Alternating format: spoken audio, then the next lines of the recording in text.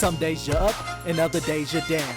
Always tip the dealers and when your waitress comes around, cause sometimes you punt and other times you're round. And you might get cooler to flop the nuts when you sit down. The outcome of the hand don't mean that you made it, cause life's not about the result but more on how you played it. Hitting 8s, 9s, and 10s and all the painted faces. Every day you play is a win, even if you're mucking aces.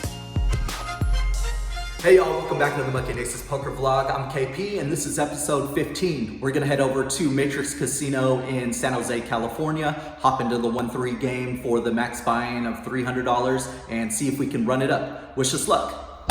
Alright y'all, in this very first hand of note, I pick up Ace-Jack offsuit. I'm in the small blind here, and the previous hand in the big blind, everyone started razzing me a little bit about bumping it up on the big blind and not being friendly, so I tried to do so here in this hand, as you can hear. Oh, he went friendly. Oh, friendly! Well, it's up to you. Check.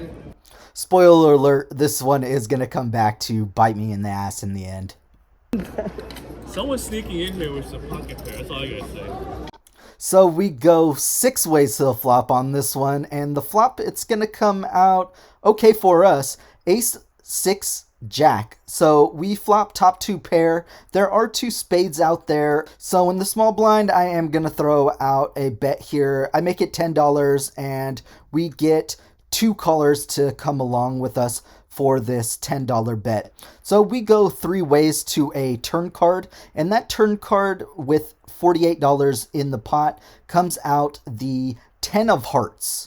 For me, this doesn't really change much. Obviously, I do lose to King Queen in any sets, but I do continue with another $10 bet, throw it out there, and of course, they keep with the friendly talk. I should have known. Friendly. Of course, there are some alarm bells ringing now at this time as the middle position player and the player in the hijack do both make the call once again for that additional $10. I should have priced them out. But we do go to a river 3 ways, which comes the 7 of clubs. And at this time, I'm going to slow down and decide to check. With this being said, I think that I'm not going to get any value out of anyone with a worse pair.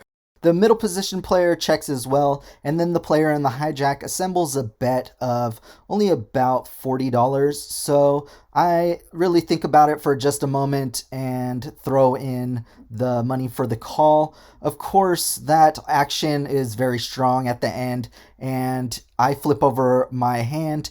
He shows us pocket 6s, so no more Mr. Nice Guy from here on out. Next up, we pick up pocket queens. And we are going to bump this one up here on the button. Of course, when it gets around to us, I'm going to make it 15 more to go, and we do get a few callers. After the hijack and the cutoff both limp in and I bump it up, they actually end up making the call. So the 3 of us are going to go to see a flop 3 ways, and we are playing against a couple of OMCs at the table. So with about $51 in the pot, I think here I'm in a good position with my premium pocket pair.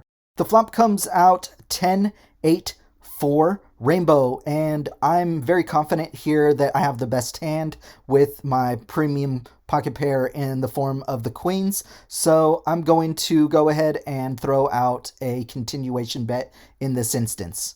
I keep the bet pretty small with just a $10 bet as I am looking to extract value out of both players and I want to keep them in this situation.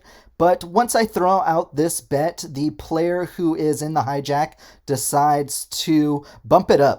He does raise in this situation to $60. At this time, I don't think that it is a big enough bet as he doesn't really have much behind. So once it folds to me, I'm going to shove all in and he is actually going to lay this one down. So I guess he was trying to run a bluff here and it did not pan out for him as that sizing was far too small. Next up, I pick up 6, 7 of hearts. With the suited connectors here in the hijack, I'm going to throw out a bet after the under the gun player and the middle position player limp in. So once it gets to me, I make it 10 more to go. They both make the call and we go 3 ways to see a flop with about $49 in the pot. The flop is going to come out here okay for us with this suited connecting hand. 7 of spades, 4 of spades, 3 of spades. With the flush draw hitting already out there, I'm going to throw out a larger size bet to try and knock out any players who are drawing hands or might have a higher pocket pair that will be afraid of a larger sizing, afraid of the flush draw. I go with a continuation bet sizing of $40, and everyone folds to this bet, so definitely happy to take down that one with the dead money in the pot there.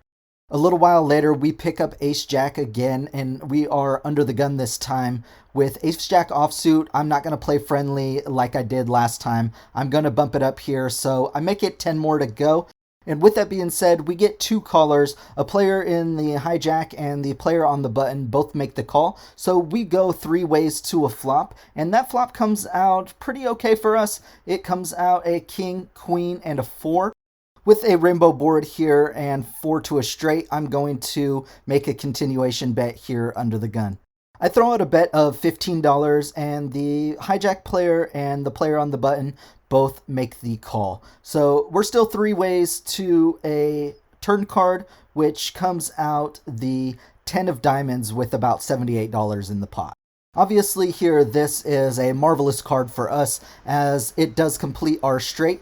So we are going to throw out a bet of $40 and continue with our line here, as we did consider slowing down and just checking, but we do want to get all of the money in the pot. Great news here with the nuts, we do get both players to make the call. So we go 3 ways to a river card with about $200 in the pot, and that river comes out an even better card for us in this instance. It is the 8 of diamonds.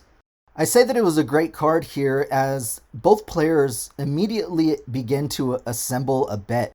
I would normally look to extract as much value here as I could, but going with a live read, I decided to just check here in this spot because the player who was in the hijack position throws out a bet of $40, and then the player who is on the button decides to throw out a bet of $100. So once they do this, I actually shove all in. The player in the hijack decides to fold, and the player on the button goes with a very quick call. I immediately flip over my nut straight, and the villain in this hand shows his hand, and he actually has Jack 9 of diamonds. So I'm going to scoop this one, and am happy to felt this player, who actually gets up in disgust and says that I was super lucky. But of course, the rest of the table tells him otherwise. Moving on, I do have to fold to a couple of donk bets on a flop of Ace King Jack. After taking down a few hands pre-flop with 3 bets, I pick up 7-deuce offsuit in middle position, and I decide I'm going to play this one. 7-deuce offsuit is widely regarded as the worst starting hand in poker, and just like anyone who leaves a rude comment in the comment section, it's also known as Big Ugly. So we go 4 ways to a flop after my $10 bet and 3 other callers, and that flop is going to come out King, Jack, Deuce with 2 clubs. With bottom pair here, I'm only going to win this pot if I throw money at it, so that's exactly what I decide to do as I'm going to go for the bluff here. So I throw out a bet of $30, and I do get 1 caller in this case. Here he has to have an overpair or hit a king on the flop, and I'm going to go heads up with him with about 110 in the pot to a turn card, which comes out the 8 of clubs. I can definitely rep the flush draw here, but I decide to check, and my opponent checks back. So we go to a river card, which comes out the Jack of clubs, and I immediately throw out a bet of $20 to make it look like a value bet, repping the scare card of the Jack. He immediately folds, and I flip over the 7-deuce offsuit for the win.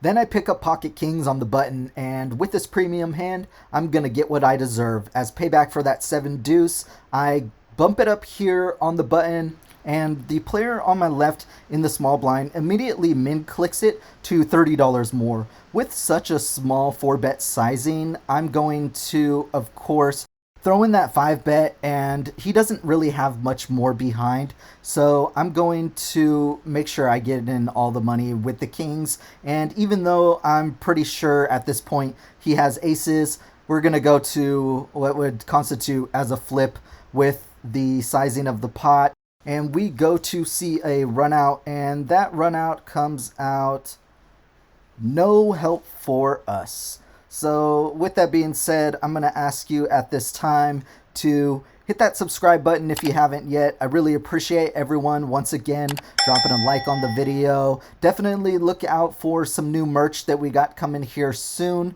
and you can find that all on Amazon. It'll get shipped directly to your house, and you can find that all in the description box down below. Just want to say thanks again for watching, and we'll get into this very last hand of the night, which definitely saved us from the pocket aces that we ran into with our kings here. We pick up ace king of hearts in middle position, and we open up for $10, and the player on my left makes the call. It then folds to the player who is in the hijack, and he decides to bump it up. So he makes it $50 for that raise sizing. I'm gonna go ahead and 5-bet $100 more on top. So he thinks about it for just a moment, and then he shoves in for his remaining 150 or so.